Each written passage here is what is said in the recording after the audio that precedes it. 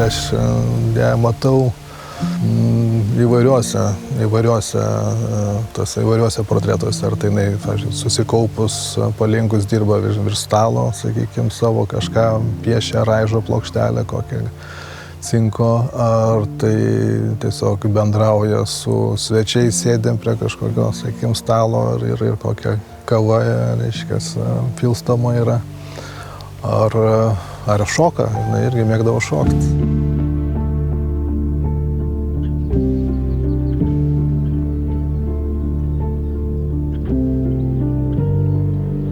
Dailininkę Evą Labutytę visą jos gyvenimą supo daugybė meno ir kultūros pasaulio asmenybių.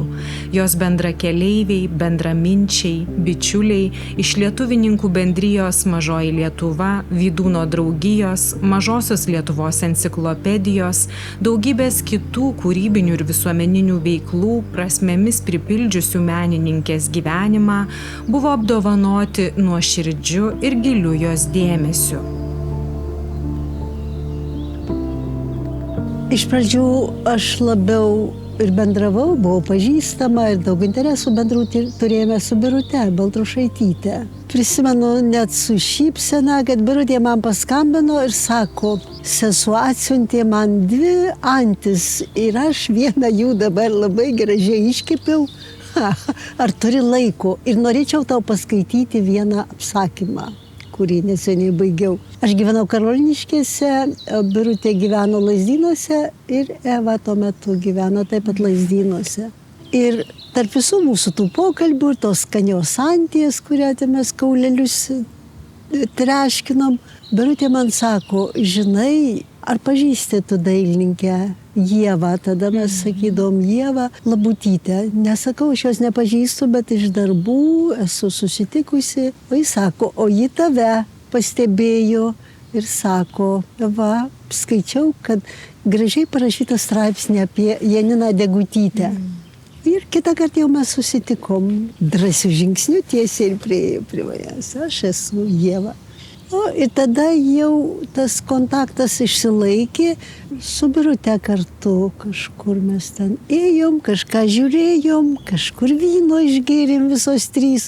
Ir Ieva buvo, sakyčiau, aktyvioji to kontakto dalis. Ji paskambindavo, ji paklausdavo, ji pastebėdavo, ji padovanodavo man kokį ten darbelį arba visada jos laiškai buvo kaip meno kūriniai.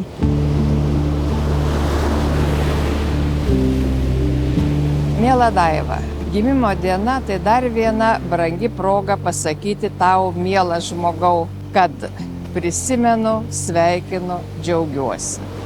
Man yra padovanojusi kelis paveikslėlius iš mėlynojo laikotarpio su nuostabiais užrašymais. Ne tik atvirutės, ir kai kurios įrėminus paveikslėlius.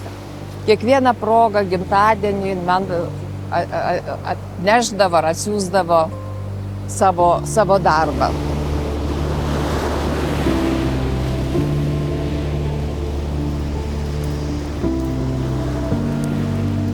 Mes esam šalia Plikių pagrindinės mokyklos, senosios Plikių pagrindinės mokyklos. Tai šioje mokykloje ir mokėsi Eva Labutytė.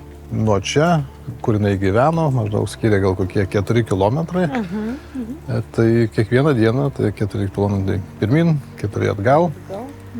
Ir va čia ta jaunystė prabėgo. Yra tokių irgi mokytojų atsiminimų, kad jinai kažkaip mėgdavo užsilikti net po pamokos, neišbėgdavo kartu su visais vaikais, o kažką ar ten piešė, ar kažką dar ten darė, kad aplinkė visą laiką, tie kiti vaikai irgi susispiesdavo, kažkokį turėjo tokį traukos centrą ir kažkokį savotiškai traukė žmonės.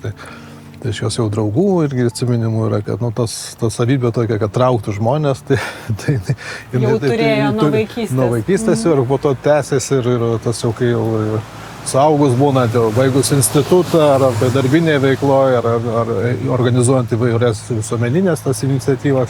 Čia yra istorinė mokykla, o šalia visai yra... Už jos yra naujoji Plikių mokykla, kur būtent ir mokyklos jau vadovybės dėka, jinai irgi yra pavadinta Ievos Labutytės vardo mokykla. Tai ten toje mokykloje irgi galima sutikti ir Evos Labutytės darbų, ir minimi tokios jubiliejai, jeigu kokie yra tokios įvairios progos. Tai tikrai irgi tokia, čia lygiai yra dar kartelį tą pabrėžia, kad tai yra ta svarbi svarbi Evai Labutytei vieta buvusi. Na ir atvirkščiai, reiškia, lygiai labai vertina šį žmogų kaip savo krašto žmogų.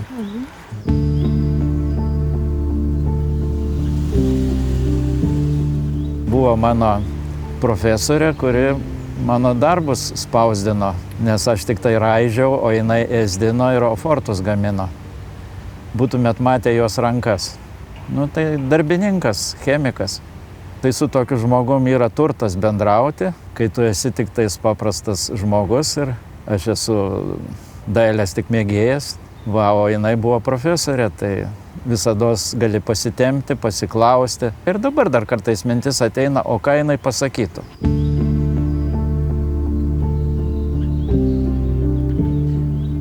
Ji troško džiaugsmo, aš taip pasakyčiau, kažkokio šviesos iš žmonių, kažką pagauti, kažką suprasti.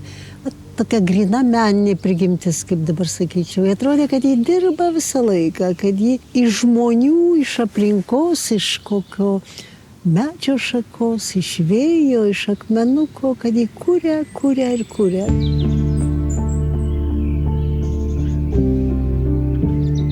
Brandųjį Evos Labutytės kūrybos laikotarpį, kuris sutapo su atgimimu ir pirmuoju nepriklausomos valstybės gyvavimo dešimtmečiu, menininkė dedikavo giliems ir daugiasluoksniams savo temos – Prūsijos ir Mažosios Lietuvos praeities ir kultūros klodų tyrinėjimams. Gimė reikšmingi grafikos ciklai Imkit mane ir skaitykit, Kelionė per Prūsų žemę, Runų raštai, Palikimas, Atmintis, lietuvininkų giesmės.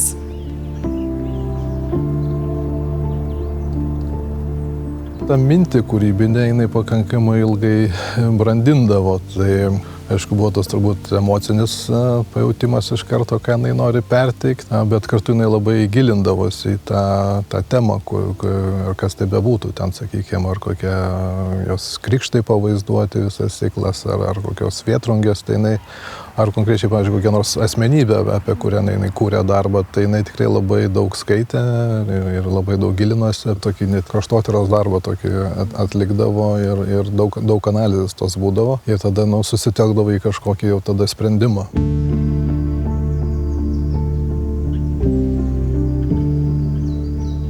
Labai daug domėdavosi, manęs labai daug klausinėdavo. Ji daro paveikslą kažkokį, nenori jo padaryti tik kažkaip tuščiai, kažkokią. Ji turi turėti didžiulį kontekstą už to paveikslą. Istoriją, mitologiją, viską iš gelmės. Tie jos paveikslai tokį užtaisą didelį turi. Daug įvairių asociacijų žiūrint į juos, ypač kultūrinių tokių gelmių. Prūsijos tas visas ciklas, atrodo, paveikslai iškyla tik kažkoks archeologinis radinys, kažkokia sagė. Bet ten paskui ir prūsiški tekstai atsiranda, ištraukos ar iš Tėve mūsų, ar iš žodyno prūsų kalbos. Pavieniai žodžiai kažkokie išplaukia iš gelmių, ataidi iš istorijos. Ji man kalbėdavo visą, kaip aš įsivaizduoju tą dalyką padaryti. Gal taip daryti, gal taip.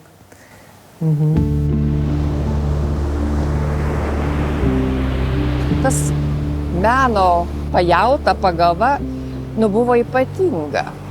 Sakau, man jos paveikslas, yra kaip muzika, muzikalus. Ir tos linijos, ne tiesmukai, kažtai penklinė, bet tie klodai, polifoniniai, tie ėjimai visi, tų spalvų derinys, spalvos ant spalvos, kaip akordai dedasi. Spalvos perėjo kelis etapus, tokios ta šviesa, jos mėlynumas kaip ypatingas etapas ir štai labai patiko Janinos Degutytės eilėraštis Mėlynas vakaras, mėlynas, mėlynas. Ir tose darbeliuose, kurie ir man dovanoti, tokie nedideli, jį pasiekė mėlyno ir pilkumo tokią dermę. Kai tas pilkumas jau toks sidabriškas, jį išgyveno labai gilę mėlynumo, tokią skalę, sakyčiau. O vėlyvoji jau jos, ta tamsa, kuri jau atsirado spalvose, jos su nuostaba pamačiau, niekad nebuvau pagalvojusi, kokia keliaklodė ir kokia gili gali būti tamsi spalva, net juoda. Ar pieši, ar spalvino, ar tapė, ar kažkokiamis grafinėmis priemonėmis juodo ant juodo. Tai va, jaučiau, kaip jos spalva kito su jos būsenomis. Skaudė jos ta patirtis, jinai su tėvu išsiskyrė, tėvas Vokietijoje gyveno, niekada, paskui suaugusi tik susitiko tėvą. Sunkiai vargo, mama kaime. Viskas susideda, visokius tos patirtis skausmingos, susideda į tos liūdnus paveikslus. O dar tavo tėvynė yra, antrarūšė kažkokia, kaip iš to išlipti žmogui reikia. Įsitvirtinti, įrodyti. Sudėtingi dalykai iš tikrųjų.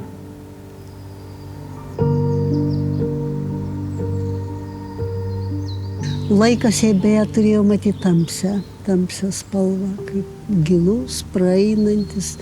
Ir kai jie darė tos didžiuosius savo ciklus skirtus Prūsijai, tų žymiųjų Prūsijos vardų, veidų, ji buvo labai giliame laike. Ji labai mėgo žvakes. Bet ir tada degė žvakelė dieną.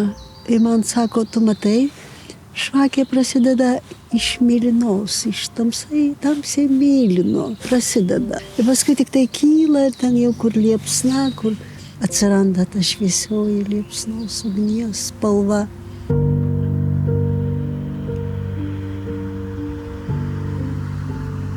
Plikių evangelikų liuteronų bažnyčia, čia Eva Labutytė buvo konfirmuota ir turbūt tikrai ne kartą lankėsi, nes čia ir užaugo, buvo parapijietė šitos bažnyčios galiausiai, ar ne? Ar prisimeni jūsų keliones kartu su mama? Čia atvykimą, pasibuvimus kažkokiu šitai bažnyčiai? Tikrai esam nekartą čia lankėsi, dar jai gyvai esant. Bet turbūt irgi dažniausiai mes važiuodami į Klaipėdos kraštą užsukdavom į kapines, kur ir palaidota yra Evos Labutytės mama. Pravažiuodam pro buvusį mokyklos pastatą, kapines, bažnyčią. Tai tie turbūt pagrindiniai pastatai, kurie buvo svarbus. Be abejo, visas tas kraštas sovietmečiu buvo gana niokojamas, galima taip tiesiai sakyti. Tai jai atvykus čia tikrai buvo skaudu matyti labai daug tokių, sakykime, apleistų ir namų, ar griaunamus, sodybų. Tai tikrai jinai labai tą išgyvendavo, būdavo skaudu. Tai va šitie senos architektūros ar bažnyčios, mokyklos pastatai, jie tokie buvo labai jaukus, svarbus ir savo darbuose stengdavosi tą įprasminti, pavyzdžiui, kai visas stiklas yra apie evangelikų liuteronų bažnyčias. 89 metais, kaip kūrėsi, jau sąjūdis buvo susikūręs, tada lietuvininkai susibūrė ir darė pirmąjį susirinkimą. Ir nuo tada su Labutyte mes labai jau bendravom. Ji tankiai atvažiuodavo, jeigu būdavo jau į tą kraštą atvažiuodavo iš Vilniaus, tai jau užeidavo. Ir atneždavo ir savo piešinių. Ir yra ir bažnyčios mūsų gražus išlikęs piešinys bažnyčioje ir jį nupiešė ir konfirmandų ženklus, kuriuos ir dabar šiandien naudoju, santuokos ženklus, tokių gražių dalykų yra padarę.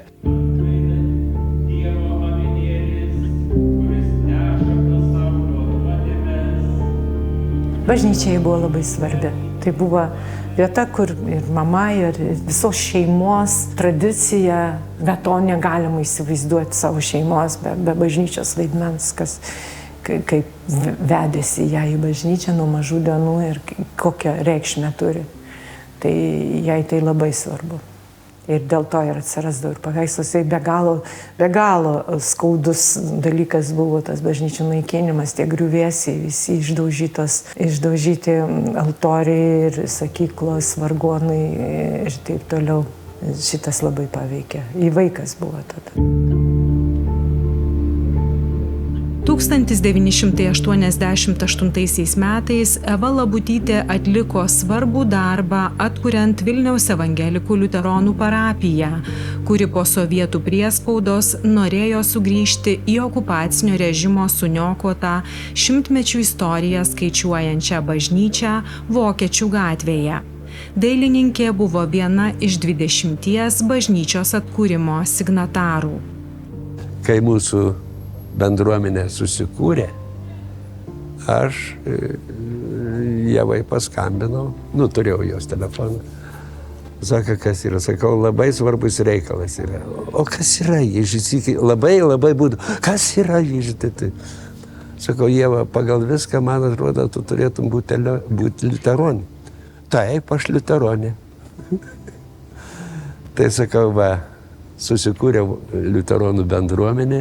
Ir mes renkamės, dar nedidelis mūsų būrys, būtų labai smagu, kad ir to atėjo. Kur, kada, kaip, ji taip entuziastingai ir ji taip metėsi į tą liuteronybę ir pradėjo intensyviai lankyti visuomet pamaldas, viską. Jos tapatybės kelias, jos saviidentifikacija tokia, juk vis tiek ji liko 17 metų viena. Juk ji liko be tų tokių giminės, savųjų atramų. Jai reikėjo viską pačiai susirasti, atsirasti, tarsi atsikasti vardą, savo vardo formą. Su ją kartu mes buvome liuteronų evangelikų bažnyčioje. Vieną kartą mane pasikvietė ir mes nuėjome. Ten buvo labai sava, tiesiog ten visur kabėjo jos išrašyti šriftai, jos ten tų dokumentų, krikšto, sutvirtinimo, santokos, jos gražiai padaryti grafikos darbai. Ir žinoma, tada jos ta tautinė kažkokia, tautinė ji buvo lietuvė, ji buvo tikrai lietuvių tautos žmogus, labai aiškiai tai žinojo, bet ta lietuvybė juk yra tokia keliasluoksnė. Ji save laikė kilusią iš prūsių ir iš skalvių genties. Tad jai buvo toks noras kažkaip prisikasti kitos prūsų žodžių, iki to skambėjimo, girdėjimo. Kai vėlyvą naktį, jau vėlyvą, jis skambina man iš Vokietijos. Tada nebuvo taip paprasta, tai buvo turbūt dar kokie, 89 metai. Ir sako, aš esu čia tokioj draugijoje prūsų palikonių, čia žmonės kalba prūsiškai, mes turim ten ir knygų, turim planų ir viso kito. Aš tokia kaip skeptiška filologija, jau su savo žinojimu ir išmanimu, sakau, sunku yra jau čia ką atgaivinti, per maža liko prūsų paminklų, tų rašto kultūros. Staiga Ievos balsas taip pažemėjo ir jis sako man, aš apie džiaugsmą, sako.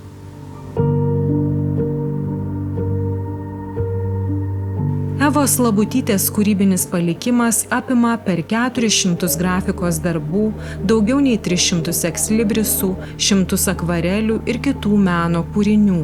Ji buvo įvairių kultūros ir meno premijų laureatė, surengusi kelias dešimtis asmeninių parodų Lietuvoje ir užsienyje. Menininkės kelias ir jos darbai įamžinti sūnaus Kęstučio Vanago išleistoje knygoje Eva Labutytė, dailininkė ir mažoji Lietuva. Visą gyvenimą gimtajam kraštui paskyrusi kūrėja į amžinąją tėviškę buvo pašaukta 2003 metais. Poilsio ji atgulė savo numylėtame Klaipėdos krašte, Plikių liuteronų kapinaitėse. kai jau buvo tokia, sakykime, tokiam jau sunkios ligos patale, jos draugė, tokia dar rašytoja Vanda Juknaitė, kažkaip jos daug kalbėjęs ir atvirai. Ir jinai klausė, ar Ieva norėtum į tą menininkų kalnelį, Antakalnio kapinėse, į tą panteoną menininkų. Tai mama taip sunkiai kalbėjo, bet taip net susijaudino, sako, ne, jokių kalnelių, tik į Pilikius. Plikiuose tvarkėm jos mamos kapą ir jau jinai sirgo, jinai žinojo, kaip čia viskas eina, kur link viskas eina. Ir jinai sakė, va čia bus mano vieta. Ja, ir tada jinai man sako, Dalytė, sako, kai aš mirsiu, sako, tu į mano laidotuvės atnešk, sako, spalvotų gėlių. Nes jį matė, kokios mados yra, kad mados yra baltas gėlės nešti. O jį taip džiaugdavosi tom darželio gėlėm paprastom, kur močiutės augina. Aš taip ir padariau, atnešiau ir vienintelį ir buvau su tom spalvotom gėlėm, tokia nemadinga. Fetingė neklausi, ko tu čia dabar, į veselę. Tai jai sakau, nesakau, Ieva prašė. Širdingai atsidavusi savam darbui, labai mylinti savo kraštą, mažąją Lietuvą, visi jos darbai atsispindėjo į tai. Nesvarbu, ar jinai gyvena Klaipėdoj, Šilutėj ar Vilniuj, jinai gyvena su savo kraštu. Ir tas stiprus nugarkaulis visą gyvenimą ją ir laikė. Aš manau, kad jinai yra dar neatrastas deimančiukas. Toks širdies žmogus, kuris tikrai nujautė tą žmogų ir tą matome mes iš jos paveikslų. Labai produktyvi buvo dailininkė. Ir visą laiką galim didžiuotis, kad ji buvo liuteronė. Aukštas žmogaus žymuo yra, kur aš dabar pasižiūriu, pagalvoju, prisimenu, visad matau tą kilmingumą, tokį dvasinį kilmingumą.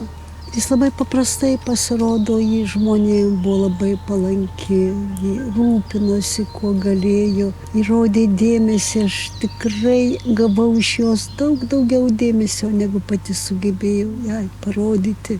Ir paskutinis mūsų tas džiaugsmingas susitikimas Nidoje, taip, tai evangelikų liuteronų senosiose kapinėse, aš ten viena pavakary taip einu, į savo akim netikiu, priešais eina Ieva. Aišku, šviečia balti jos marškiniai, šviesi galva ir tada abidvi viską žinojom. Ir aš žinojau, kas su ją yra. Ai, sako Ieva, leidžiamės, nebeik toliau, paskui, kai norėsi, dar ateisi. Leidžiamės prie marių, tokia kavinukė. Išgeria vyno, sako. Išgeria. Vynas toks raudonas ir saulė leidžiasi už marių. Pakėlė taip aukštai viršų. Ir užkavo tą raudoną vyną. Jos.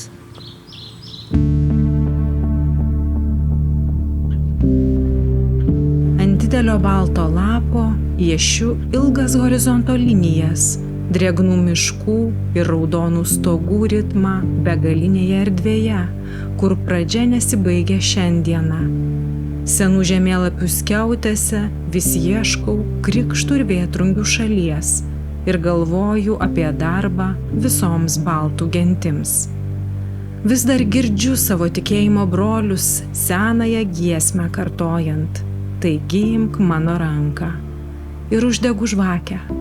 Tai vilties šviesa ir tyli malda už buvusius, išėjusius, už tai, kad išgyventume. Dėkui tau, mano tėviške, tu mane išauginai, tu su manimi, vis lauki manęs. Tau statyti paminklą iš savo darbų, mano šventa priedermė.